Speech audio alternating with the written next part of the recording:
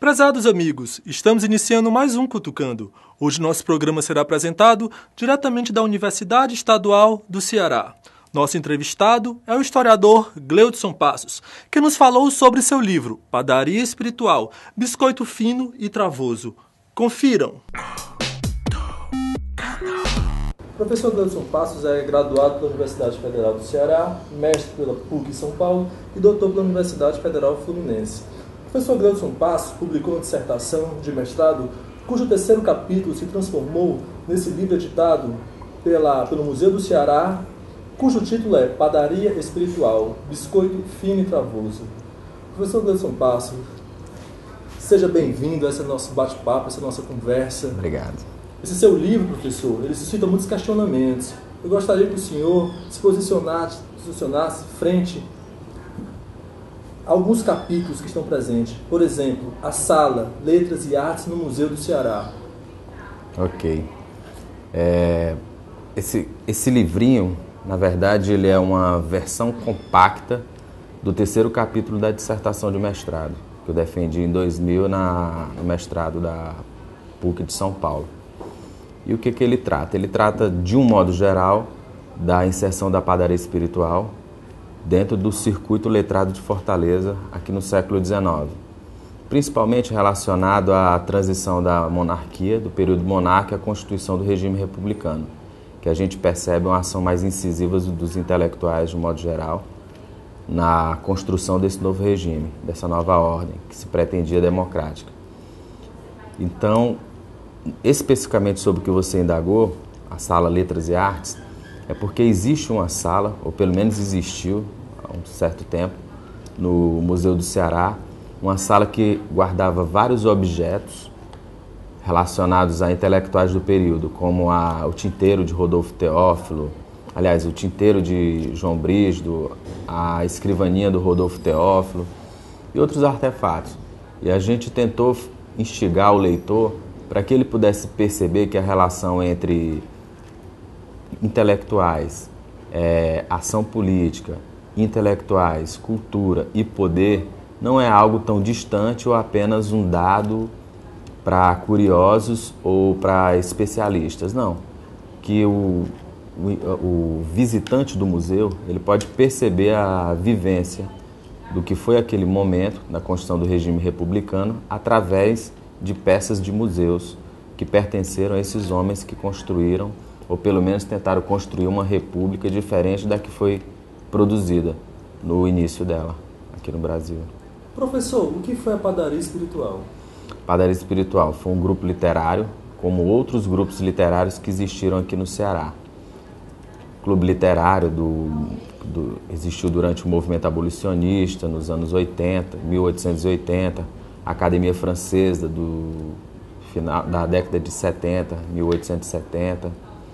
Dentro do contexto de 1890 a gente tem o Centro Literário, depois a Academia Cearense, que veio depois se tornar a Academia Cearense de Letras. Mas o diferencial da Padaria Espiritual é porque era um grupo que tinha uma proposta estética, chamemos renovada. Renovada em que sentido? No sentido de que fugia daquela linguagem, daquela retórica cientificista, ou então daquela retórica europeizada. A Padaria Espiritual, segundo o professor Sanz de Azevedo, no livro Padaria Espiritual e o Simbolismo do Ceará, ele destacou que a Padaria Espiritual ela já havia anunciado 30 anos antes algumas manifestações ou alguns aspectos do que foi futuramente abordado na Semana de Arte Moderna de 1922 em São Paulo. Por exemplo, o repúdio ao estrangeirismo, a adoção de palavras estrangeiras no vocabulário do cotidiano, ou então na própria literatura, na própria escrita literária. Então a Padaria Espiritual ela teve esse diferencial do ponto de vista estético. Do ponto de vista da inserção intelectual, os seus intelectuais eles tiveram uma postura, pelo menos no primeiro momento do grupo, de 1892 a 1894, mais despojada. Não tinha aquela postura acadêmica ou academicista, né? Aquela retórica muito compacta de termos científicos como os intelectuais do período usavam. eles eram mais despojados, tinham práticas jocosas, como, por exemplo, num aniversário da padaria, de um dos membros da padaria espiritual, levarem um pão de mais ou menos 2 metros de comprimento dentro dentro de um trem, da estação ferroviária daqui de Fortaleza até a estação do Mudubim, certo?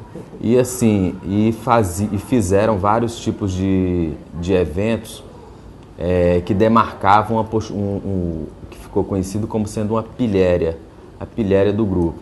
Agora, ao meu ver, isso é algo que eu destaco aí, em outros capítulos do livro, é que eles pensaram, como os intelectuais da época estiveram pensando, uma ideia de república, mas uma república de fato democrática, não apenas com o discurso da democracia para legitimar a queda da monarquia e implantar a república. Não. O perfil social de boa parte dos padeiros, como eram chamados intelectuais da padaria espiritual, era de origem humilde. Então era daqueles indivíduos que ascenderam na vida pública através das letras e acreditavam que através das letras poderiam se inserir também na construção do movimento do regime republicano, na máquina republicana. E o que a gente sabe que na construção do regime republicano, quem se inseriu na máquina republicana era quem fazia parte dos nichos de poder, que eram afiliados de um ou outro chefe político local. Então, praticamente não houve tanta mudança assim na transição da monarquia para a república, né? É tanto que futuramente, ou então dentro do próprio contexto da padaria espiritual, existem alguns autores, como eu destaquei, os nefelibatas, os simbolistas, os decadentistas, como Lopes Filho, Cabral de Alencar, Lívio Barreto, principalmente, que tiveram um verdadeiro desencanto com essa ideia de atividade intelectual, de vida, de produção literária, produção intelectual, né, sendo agraciada com a vida pública naquele período. Professor, tem aqui um capítulo, um item, imprensa e cotidiano em Fortaleza. Sobre a imprensa, sobre a relação da imprensa, né, com a padaria espiritual, onde os padeiros entravam, né, na mídia nesse momento. Assim, hoje, no século XXI, a gente tem essa rede infinita de contatos, várias redes de sociabilidade através da internet ou fora da internet, mas sobretudo dentro da internet. Mas no circuito também televisivo, nos rádios, né, nas rádios AM, FM, nas diferentes frequências. Mas no final do século XIX, o que fazia a publicização das ideias e o que fazia também um pouco da vida diletante dos indivíduos de um modo geral era o jornal. O jornal, os folhetins, os pasquins, né? Então, assim, a gente sabe que alguns romances que depois foram publicados, boa parte de seus trechos foram publicados em jornais, né? Como formas de novelas. Então, o leitor ou a leitora comprava geralmente o exemplar do dia ou da quinzena, que eram de acordo com a publicação, com a periodização. Então comprava para ficar a par daquilo que estava sendo noticiado na cidade, no âmbito da nação e também algumas informações de âmbito internacional. Então a imprensa fazia parte disso, ela ocupava hoje o papel que ocupa a internet, a televisão e o rádio, e é claro, guardadas as devidas proporções, não tinha a mesma velocidade que tinha hoje, né? Agora, um aspecto que vale destacar, se a gente pega os arrolamentos da população da cidade de Fortaleza do século XIX, sobretudo de 1888, 1886, a gente consegue constatar que em média, 85% da população de Fortaleza era analfabeta. Então, apenas 15% lia. Desses 15%, a gente tem que ver quem de fato lia e aqueles que de fato soletravam, porque a gente há de convir que grande parte dos jornais eles tiveram uma linguagem, uma mensagem facciosa, política. Eram jornais de ataque mesmo, de um grupo, de uma família, ou então de um partido que atacava o rival, né? E existiam os jornais literários também, que se ocupavam de temas literários ou de temas filosóficos, e o nível era muito alto de leitura. Sem falar também que nesse circuito de leitores, quais eram aqueles que de fato liam e que entendiam essa leitura, essas mensagens de temas que muitas vezes eram discutidos na academia francesa, a legítima lá da França, de Paris. Então a gente percebe isso, existem algumas incongruências aí. Se a gente perceber, grande parte dos livros da época, do período, eles trataram de temas que fugiam em muito dos temas da realidade nacional brasileira, marcado pelo escravismo, pelo movimento abolicionista, pelo fim do trabalho escravo, marcado por uma realidade basicamente agropastoril, que a gente sabe que a economia agropastoril nesse período era o forte, o carro-chefe da economia. E tratavam de temas das metrópoles europeias. Então fica essa imprensa muito além da realidade dos leitores tratantes da cidade de Fortaleza, né? Ficava muito além, ficava muito distante. Então a gente percebe essa incongruência, essa incompatibilidade também do texto da imprensa daquela época com a realidade do cotidiano dos indivíduos daquele período.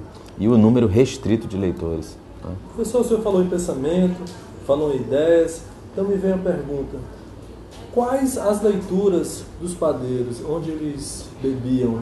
As fontes, né? O que eu consegui perceber eram fontes bem diversificadas, bem variadas, né? A gente vê, por exemplo, autores como, já citei aqui, o Lopes Filho, o Lívio Barreto, Cabral de Alencar, eles beberam muito da estética simbolista, né? E aí autores como o Antônio Nobre, o autor do decadentismo português, ele vai ser a inspiração desses autores, né? Eles leram também, até onde eu pude ver, boa parte daqueles romances que foram produzidos no século XIX e que circularam aqui na cidade de Fortaleza através dos comerciantes, dos livreiros, que vendiam, que faziam a venda desses livros, né, em pouquíssimas livrarias e pouquíssimos espaços onde esses livros transitavam, né? Livros como de Flaubert, Balzac, eram basicamente esses autores. Os autores românticos, as obras de Victor Hugo, né? As obras principalmente do romantismo e do realismo era o que mais circulava por aqui, né? Então, eram os livros que circulavam do ponto de vista literário. Na filosofia é muito variado, né? Nem tanto em relação aos padeiros, mas outros intelectuais como Antônio Bezerra, que também fez parte da padaria espiritual, o próprio Rodolfo Teófilo, acreditamos que eles teriam lido pela escrita deles autores como os historiadores do período, Michelet, e autores do evolucionismo da época, Hippolyte Taine, Buckle, né, entre outros. Então era um circuito bem variado. E um detalhe, vale frisar, eles liam da fonte, não liam traduções não. Liam textos originais, do francês, do alemão, do inglês, né? Eram bem variados. Os padeiros, há de convir que, pelo menos a maioria dele, até onde a gente pôde perceber, eram autores que leram também boa parte daqueles autores da arena do circuito nacional, que tiveram seu destaque literário, intelectual na antiga corte, depois capital federal, no Rio de Janeiro, né? Então, Aloysio de Azevedo, Lima Barreto a posteriori, mas principalmente esses autores que estiveram escrevendo no circuito nacional, que emanava, sobretudo, e irradiava do Rio de Janeiro. Professor, o senhor falou em fontes. Vamos nos remeter à metodologia. Professor, qual a metodologia utilizada na confecção desse capítulo, desse texto? Eu costumo dizer que metodologia é algo que não tem fórmula. Eu sempre digo isso para os meus alunos. Que metodologia eu vou usar, Gleuson, nesse trabalho e tudo? Olha, a gente tem os parâmetros, né, que são sugeridos, análise de discurso, análise semântica, análise de estrutura narrativa e tal. Mas quando a gente se depara com a fonte, então o historiador ali, ele vai se debruçar e se desdobrar em vários tipos de métodos que ele propriamente vai entrelaçar com outras leituras que ele fez. E aí dá a sua interpretação sobre aquele tipo de documento. No texto da Padaria Espiritual, eu basicamente peguei como fonte histórica os jornais literários do período, a destacar o Pão, textos literários produzidos pelos padeiros, né, e jornais do período, jornais facciosos, jornais políticos, documentação oficial produzida pelos presidentes de província e depois chamados assim presidentes de estado do Ceará, né? Então perpassa aí um leque de possibilidades de análise, um entrecruzamento de metodologias, vamos dizer assim, análise discursiva, análise da estrutura narrativa, tratando-se de literatura, análise comparativa para você comparar a fonte literária, elementos da fonte literária com o que foi dito pelo discurso oficial. Então a gente faz esse entrelaçamento de diferentes tipos de métodos apontados pelos historiadores, pelos teóricos, e a gente consegue ou pretende entender como sendo uma miscelânea de possibilidades de análise, né? Professor, enquanto teoria, enquanto instrumento, qual instrumento você utilizou aqui para pensar esse texto? Olha, eu vou ter que confessar algo. Quando eu defendi o meu mestrado, eu escolhi para minha banca uma professora que transitava pelo campo da história cultural, né? Então aquela leitura bem consistente do Chartier, e uma professora da história ligada e engajada, vamos dizer assim, no campo da história social. Por quê? Porque o meu trabalho transitava pelos dois campos, né? Eu acho que se a gente se engessar muito por essa... eu vou fazer um trabalho no campo da história cultural, vou fazer um trabalho na história social. Então nós aqui da Alemar, que não está muito naquele polo, naquele circuito da academia europeia, a gente acaba que trazendo até uma falsa polêmica que talvez lá nem exista. Porque se a gente perceber bem, o Thompson produziu a construção do seu campo teórico, assim como Chartier construiu o seu campo teórico, juntamente o Legoff anteriormente, mas através de trajetórias diferentes. Mas eles estão discutindo algo que são pertinentes ali nos anos 60, nos anos 70, que é a produção simbólica, a produção de discurso, a produção de narrativas e a realidade ancorada com os indivíduos. Uns exaltando mais ou destacando mais a realidade social na produção do texto, e outros trazendo a produção do texto como interferindo direto na realidade social, né? Então o que foi que eu fiz? Eu mostrei assim o discurso, a narrativa, a produção literária, o produtor cultural como sendo o escritor, o intelectual, como integrante de uma sociedade e que evidenciava também seus interesses de grupo, de classe, né? E daí eu estou ligado à história social nesse sentido, mas não desvencilho de modo algum a produção simbólica, a produção de sentido, a produção de enunciado no embate das ideias e no embate das lutas sociais. E na minha defesa, como eu não fiz uma opção teórica, eu utilizei e dialoguei com os dois campos. É aquela coisa que se diz, né? Quando você está em cima do muro, você leva pedrada dos dois lados. Foi o que aconteceu. Recebi uma nota bastante satisfatória, mas tomei porrada dos dois lados.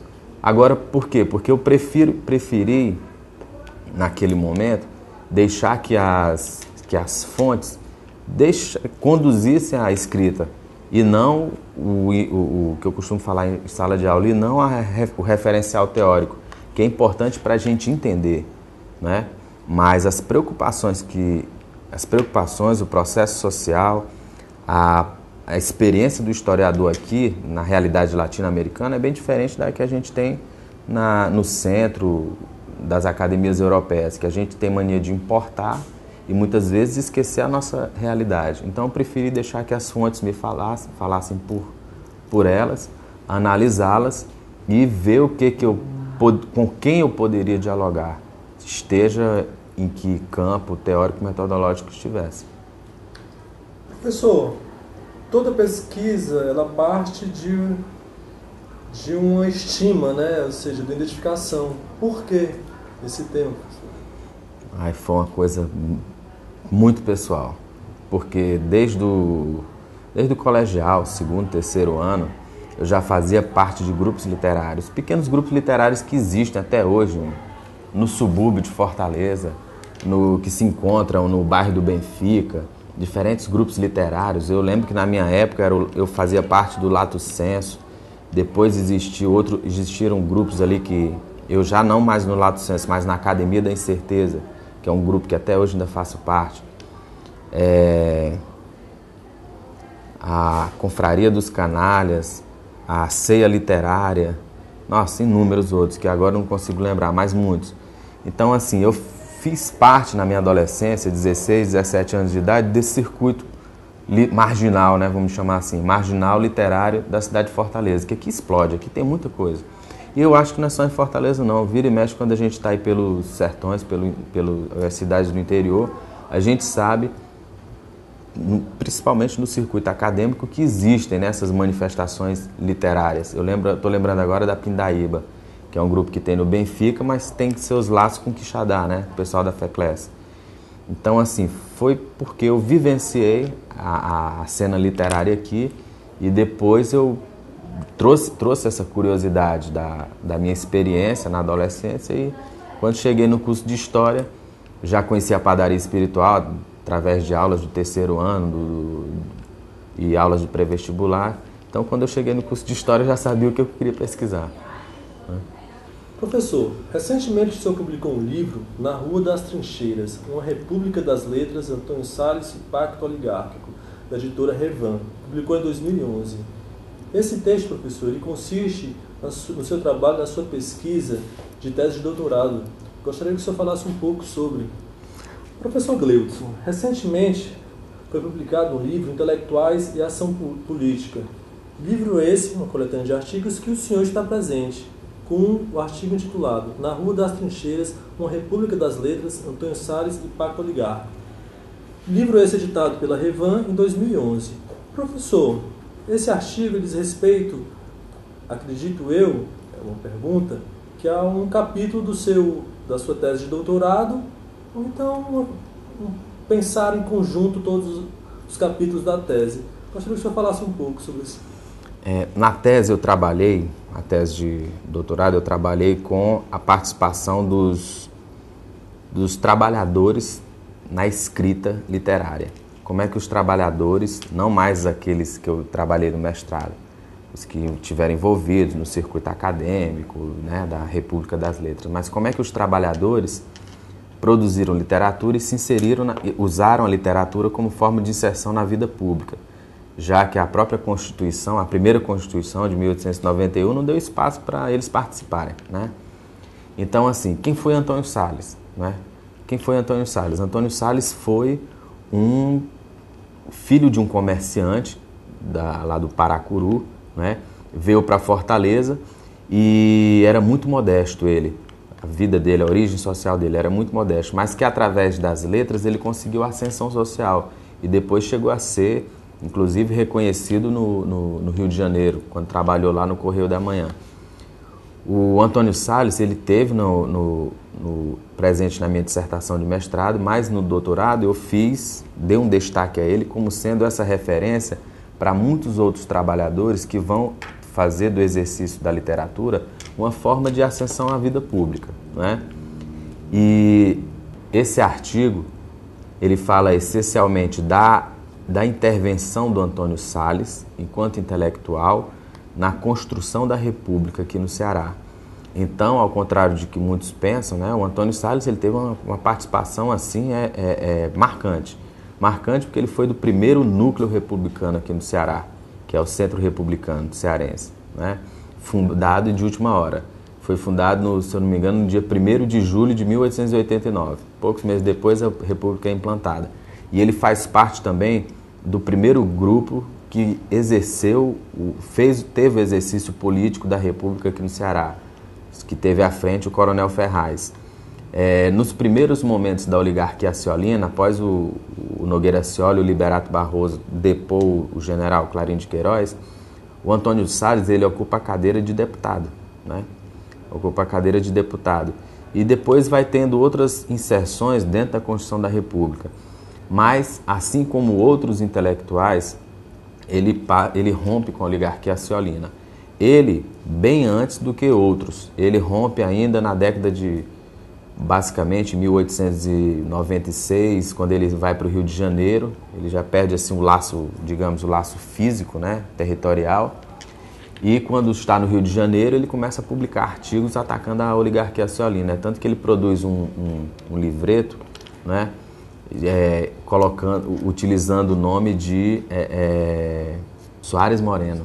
Né? Soares Moreno. Ele fala sobre o título do texto, eu não lembro, mas tem alguma coisa relacionada. É o Babaquara. O Babaquara, que era o apelido do Nogueira Scioli. Então ele faz um ataque ferrenho à oligarquia Ciolina já. Os intelectuais que vieram romper com a oligarquia Ciolina, da mesma geração do Antônio Salles, só romperam depois, em 1900, 1904, por aí, que é o Rodolfo Teófilo, é um deles, que vai fazer um ataque ferrenho à oligarquia. E aí a gente mostra que através da escrita do Antônio Salles, dos textos que ele escreve, da atuação dele, tanto aqui no Ceará quanto fora, esse traço biográfico, essa trajetória pessoal, vai dar para a gente traçar um mapa de como é que foi feito o pacto oligárquico aqui. Como ele foi costurado, primeiramente se apropriando dos intelectuais, como sendo, olha, esses homens, esses letrados, eles estão nos apoiando para legitimar, né, a própria ideia do pacto, pessoas da Academia Cearense, pessoas ligadas ao Instituto do Ceará, etc. Mas em seguida alguns rompem com a oligarquia e outros continuam, inclusive vão ter vários privilégios e vantagens com a oligarquia, né?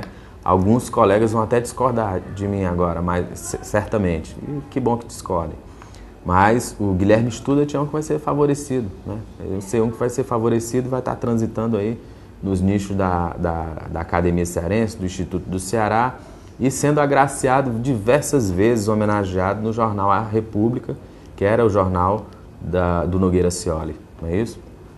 Então, o Antônio Salles, quando ele retorna aqui, já não existia mais a figura do Nogueira Scioli, mas a família e indivíduos que outrora tiveram ligado à família, eles estavam ainda influenciando algumas instituições ou até mesmo diretamente apoiando a máquina pública, os indivíduos, os partidos, as facções que estiveram no poder, né, dos anos 10, nos anos 20 e diante. Então é nesse sentido que a gente percebe a leitura do Antônio Salles. E aqui foi um trabalho onde basicamente eu manuseei autores de referenciais teóricos já não tão próximos com a história social. Era mais diretamente ligado aqui a essa nova, costuma chamar assim, né, a nova história política, ou a história política renovada, né? Que aí tem o Jean Cirinelli, tem o Keith Baker, Sérgio Benstein, que são autores que estão trabalhando diretamente com a ideia de cultura política. E ficamos por aqui com mais um Cutucando. Espero que tenham gostado e não deixe de assistir ao nosso próximo programa aqui na TV Interaja, www.tvinteraja.com.br. Tchau!